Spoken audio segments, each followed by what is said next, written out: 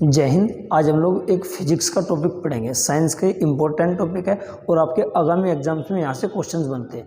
आप लोगों के इसी छोटे से क्लासेस में से, इसी छोटे से पोर्शन में से 1 से 2 नंबर आपके यहीं से गेन हो सकते हैं, क्योंकि ये बिल्कुल बेसिक है और यहाँ से क्वेश्चंस आपके बनते हैं। चलिए लेकर शुरू करते हैं। सबसे पहले हम देखते हैं भौतिक राशियाँ। फिजिक्स के अंतर्गत सबसे पहली चीज़ आपकी भौतिक राशियाँ। तो भौतिक राशियाँ क्या होती है और कितने प्रकार की होती है? तो भौतिक राशियों को 2 हिस्सों में बांटा गया है। एक को अदिश राशि बोला जाता है, एक को सदिश राशि बोला जाता है। ऐसे हम लोग बचपन से पढ़ते हुए आ रहे हैं सदिश और अदिश में अंतर क्या है। वही कहानी आज भी ऐसी, उससे अलग कुछ नहीं है।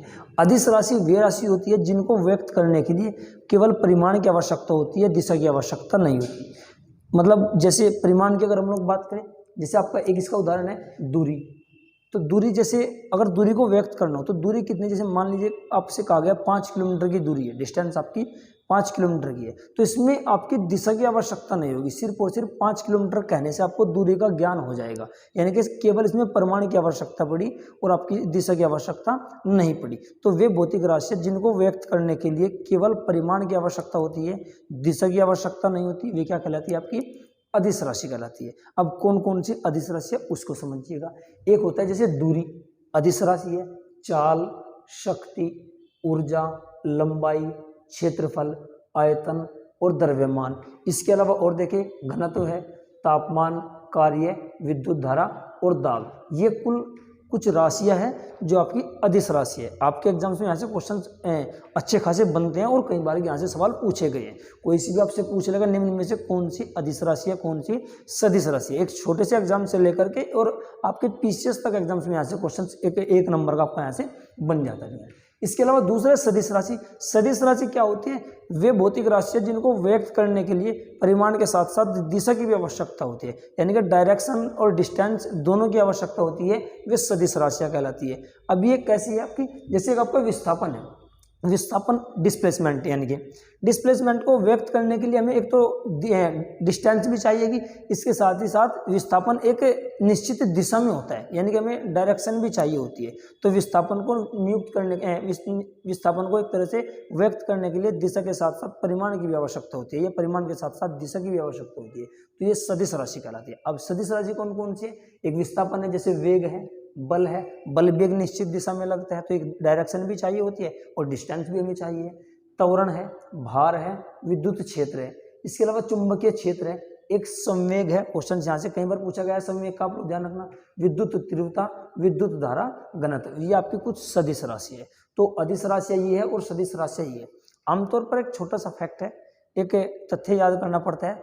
जिन शब्दों में वह आ जाए या वह आ जाए, वह या वह आ जाए, वे आमतौर पर आपकी सदिश राशियां होती है। लेकिन इसके अपवाद है, जैसे दाब और विद्युत धारा।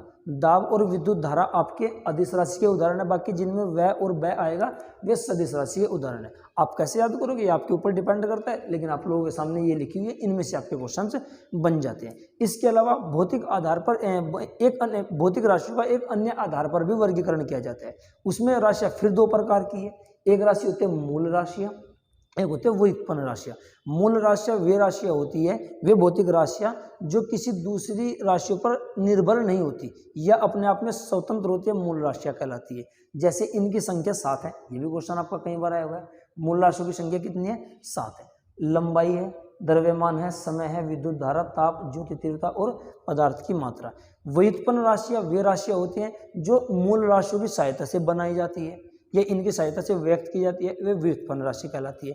यानी कि आप इन 7 को छोड़ दीजिएगा, बची जितनी भी राशि आपकी व्युत्पन्न राशि है। तो आपके लिए सब इंपॉर्टेंट नहीं है, लेकिन ये जो आपके 7 मूल राशि है ये इंपॉर्टेंट है। एक एक को हम लोग पढ़ते हैं।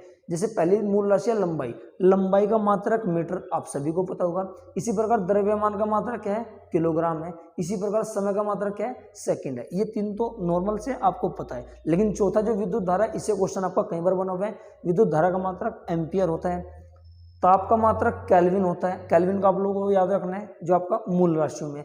इसके अलावा ज्योति तीव्रता का मात्रक कैंडेला होता है, कई बार क्वेश्चन आपका पूछा गया है। और एक आपको पदार्थ की मात्रा, इसको मोल में मापा जाता है, ठीक है ना। एक पदार्थ की मात्रा को किसमें मापा जाता है?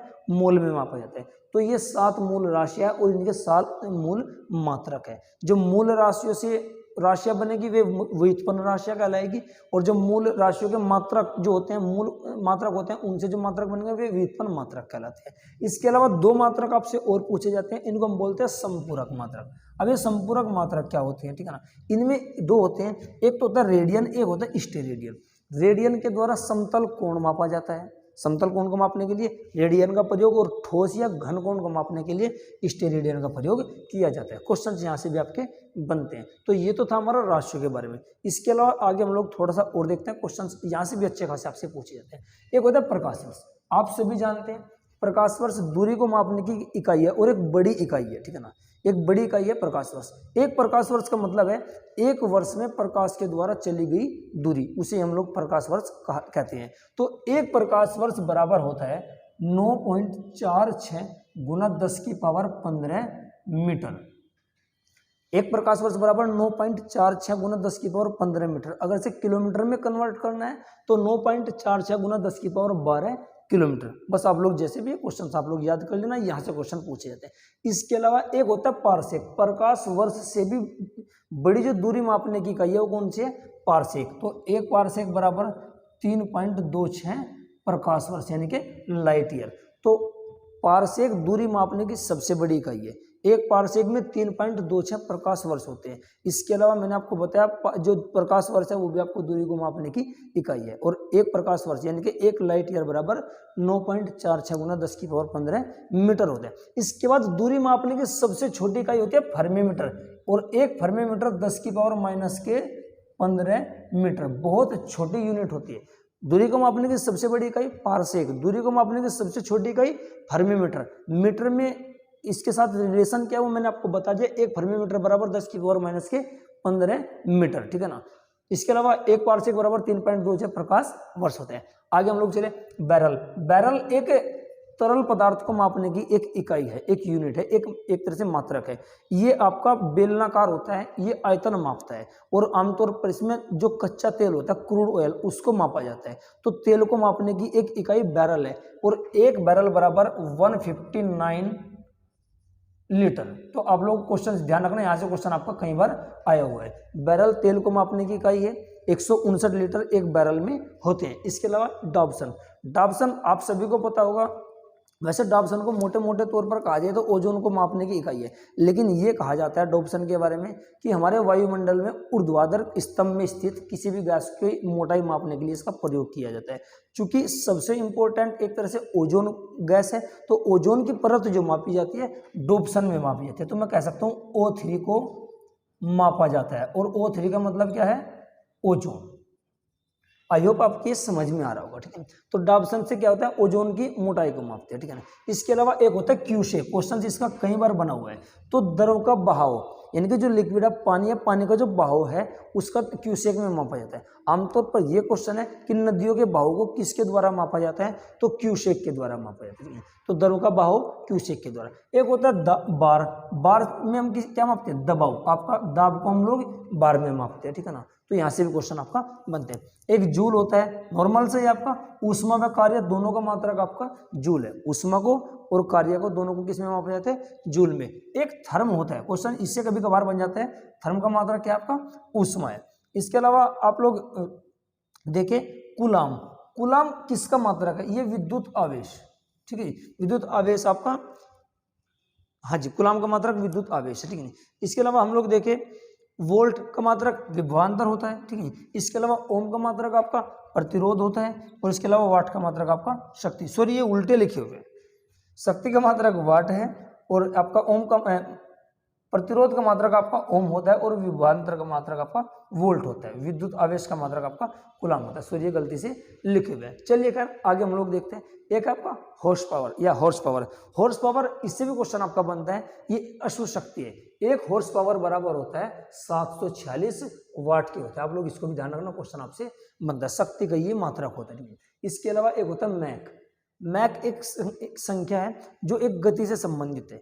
चूंकि जो ध्वनि की गति है उसके बराबर जो अगर संख्या होती है, जितने अगर किसी वायुयान की किसी हवाई जहाज की गति ध्वनि के बराबर है उसको माना जाता है 1, यानी कि जिसकी मैक्स संख्या 1 होगी उसकी गति ध्वनि के बराबर है। लेकिन जिसकी गति ध्वनि से ज़्यादा होती जाए यानी कि मैक्स संख्या बढ़ती जाए तो उन्हें अलग अलग नाम दिया जाता है। जैसे एक होता है सुपरसोनिक, अगर किसी की गति 1 मैक से 5 मैक के बीच में है उसे सुपरसोनिक कहा जाएगा, और किसी की गति 5 मैक से अधिक हो जाए तो उसे हाइपरसोनिक के नाम से जाना जाएगा। तो 5 मैक संख्या तक आपका सुपरसोनिक, लेकिन 5 से अधिक मैक संख्या किसी की हो जाए तो आपका क्या होता है, हाइपरसोनिक। और मैक संख्या क्या है, हवाई जहाजों की गति को मापने से संबंधित है, यानी कि ध्वनि की गति के कितना गुना होगा। अगर किसी की मैक संख्या 3 है तो उसका मतलब है उस हवाई जहाज की गति ध्वनि के 3 गुना है, तो ये मैक संख्या होती है। इसके अलावा एक होता है सोनार। सोनार से आपके एग्जाम्स में क्वेश्चन बनते हैं। सोनार की फुल फॉर्म हम लोग देख लेते हैं, sound navigation and ranging. Question यहाँ से कई बार आपका बना हुआ है, सोनार की फुल फॉर्म क्या है, तो साउंड नेविगेशन एंड रेंजिंग। ये क्या होता है, इसमें पराश्रव्य तरंगों के उपयोग से समुद्र में डूबी हुई वस्तु का पता लगाया जाता है। बहुत सारे एक तरह से जैसे कोई जहाज डिस्ट्रॉय हो गया पानी का, कोई सबमरीन पनडुब्बी वगैरह है, कोई अंदर ही नष्ट हो जाए तो उसका मलबा ढूंढने के लिए या समुद्र के अंदर कोई ऐसी वस्तु है उसका पता लगाने के लिए सोनार का प्रयोग किया जाता है। ये क्वेश्चन बना हुआ है कि सोनार में किस प्रकार की तरंगों का प्रयोग किया जाता है, तो कौन सी आपकी पराश्रव्य तरंगे। इस क्वेश्चन का आप लोग ध्यान रखना। इसके अलावा एक आपका रडार, इसकी फुल फॉर्म देखें हम लोग, रेडियो डिटेक्शन एंड रेंजिंग।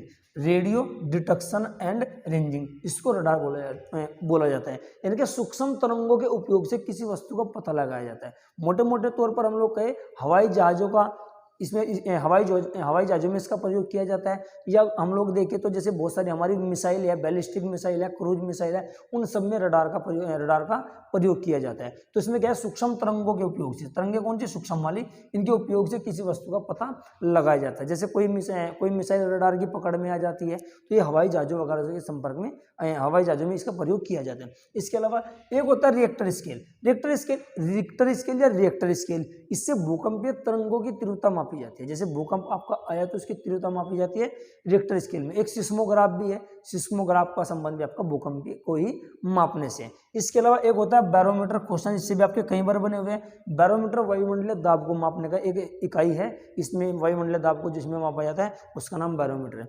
एक आपका नोट, क्वेश्चन यहाँ से बनता है, आपके कई बार आया हुआ है। नोट समुद्र की जो दूरी होती है, समुद्र में जो दूरी होती है उसको मापने के लिए नोट का प्रयोग किया जाता है। इसको नोटिकल मील में भी के नाम से भी जाना जाता है। तो एक नोटिकल मील्स बराबर, ठीक है ना, और इसको कनोट इंग्लिश में KNOT लिखा जाएगा। तो एक केम का मतलब कभी आप लोग किलोमीटर समझ ले, तो मैं यहाँ लिख रहा हूँ एक नोटिकल मील, एक नोटिकल मील बराबर ये होता है आपका 1.852 किलोमीटर, यानी कि 1.852 किलोमीटर एक नोटिकल मील होता है। ये अगर हम मीटर में बात करें तो 1852 का एक नोटिकल मील होता है, और समुद्र की जो दूरी है वो इसी में मापी जाती है। आई होप आपके आज समझ में ये वीडियो आई होगी। एक बार आप इसका स्क्रीनशॉट भी सबका ले सकते हैं, ठीक है। तो दोस्तों वीडियो आपको कैसा लगा इसके बारे में जरूर कमेंट करके बताना। मिलते हैं अगली वीडियो में, तब तक के लिए जय हिंद।